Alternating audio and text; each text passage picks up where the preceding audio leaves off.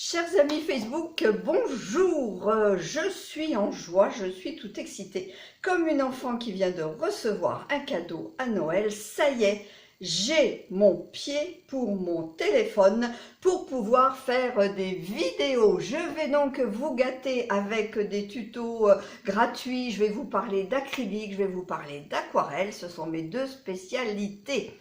Alors pour celles qui ne me connaissent pas, je suis Marie-Ange Courtehoux, artiste, art thérapeute, je suis ce qu'on appelle maintenant un coach artistique et mon plus grand bonheur est de révéler, de réveiller les talents artistiques qui est en chacun d'entre vous et nous en avons tous.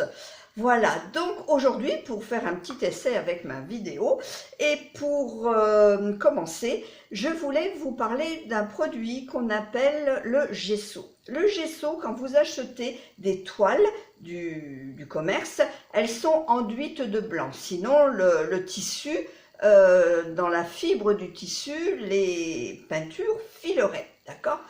Le gesso permet donc cette couche d'après et de façon à ce que les peintures restent en surface. Alors si par exemple vous deviez un jour travailler sur du carton ou sur du bois, comme ça m'arrive quelquefois. Je fais des choses des fois sur, ça s'appelle du médium, c'est de la planche de bois. Et donc, vous voyez comment c'est brut, là ça boit la peinture. Et on y met, donc de ce côté-là, dessous, j'y ai mis du gesso. Le gesso se présente comme ça en tube. J'ai deux SO, ils appellent ça un apprêt universel pour tout support, acrylique, gouache et même pour l'huile.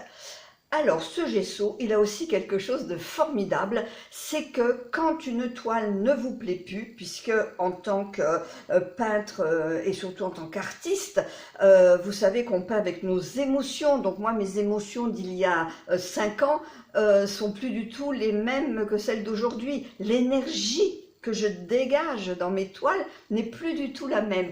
Donc ce brave gesso, je suis contente de le connaître.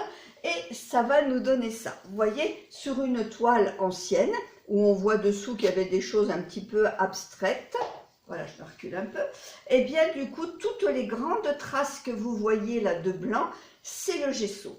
Alors vous avez deux possibilités, ou de réenduire toute la toile, et du coup vous repartez avec une toile blanche, ou comme j'adore faire, c'est laisser des petits bouts de l'ancien, parce qu'il ne faut jamais nier le passé. Voilà.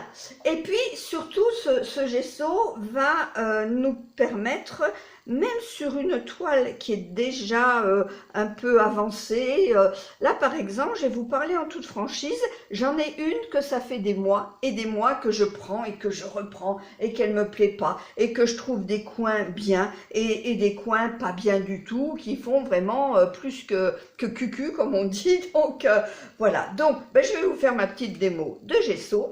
Voilà, je prends une spatule que je n'avais pas encore préparée. Voilà. Et là, attention, tatin, c'est là où je peux incliner mon téléphone sur la table de façon à ce que vous voyez la toile. Donc voilà, j'aime beaucoup tout ce petit travail là sur les côtés qui a été fait un peu comme de la mosaïque retravaillée. Il y a de la matière, on verra ça dans d'autres tutos. Mais ces fleurs là, alors vraiment, je les trouve ni abstraites, ni modernes, ni fait ni à faire. Donc, eh bien, je m'en vais hardiment avec mon gesso et une spatule. Voilà, je m'en vais recouvrir mes fleurs.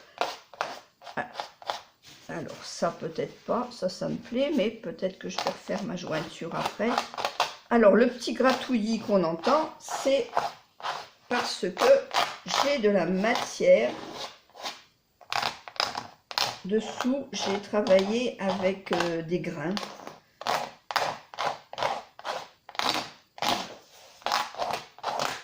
Voilà, donc tout en restant peut-être dans l'idée de mon bouquet, vous voyez, de quelque chose de rond qui va se passer par là. Peut-être que le rose n'était pas du tout la couleur adéquate, parce que du coup, en visuel, quand maintenant j'ai caché ces roses qui étaient de couleur rose, là j'ai un tableau qui me plaît beaucoup plus. Alors peut-être que je vais aller choisir de rester dans des bleus.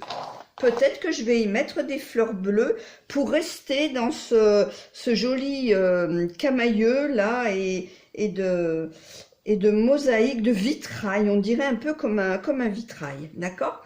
Alors le gesso, c'est quelque chose qui sèche assez vite, hein, en 1 heure, là ça va être sec. Et on reprend comme ça la main dessus. Alors, ce n'est pas un produit pour faire de l'épaisseur, d'accord? Allez, on le laisse comme ça, que vous le voyez. Donc, ce n'est pas un produit pour faire de l'épaisseur. Pour faire de l'épaisseur, des effets de matière, je vous présenterai ça au fur et à mesure, puisque maintenant, je me régale. Alors déjà, à vous reprendre ici, ça va être plus sympa. Voilà, je vous disais, je me régale à travailler avec de la matière, des billes, des mortiers de structure, voilà, ça fait 1 an que je suis quelqu'un au Canada avec ces techniques-là, et c'est un pur régal. Je vais essayer de vous entraîner dans la régalade, voilà. Donc c'était un petit essai pour tester ma vidéo, me tester moi aussi, voir comment on me voit bien, on m'entend bien, si on voit bien aussi la toile. Et bien si c'est ok, je vous retrouve très bientôt. Je décide pas forcément d'un jour et d'une heure, d'un créneau régulier, parce que du coup, moi j'ai aussi un emploi du temps qui va et qui vient, donc ça sera plutôt en fonction de mes envies, et puis de vous faire comme ça, du coup, des surprises. Chers amis artistes, débutants, confirmés, excellents, il n'y a pas de souci, on est une communauté où il y a de la place pour tout le monde. L'essentiel est de créer. Pour moi, franchement, la création, l'acte de peindre, c'est une joie, et c'est, j'aime pas dire une thérapie à part entière, mais ça vient travailler sur l'être humain, parce que tout ce qui se passe sur la toile, en fait, c'est exactement la même chose que ce que nous appréhendons dans notre vie. Et ça, je vous en reparlerai au fur et à mesure. Allez, à tout bientôt, préparez les pinceaux, on va y aller. Ciao, ciao!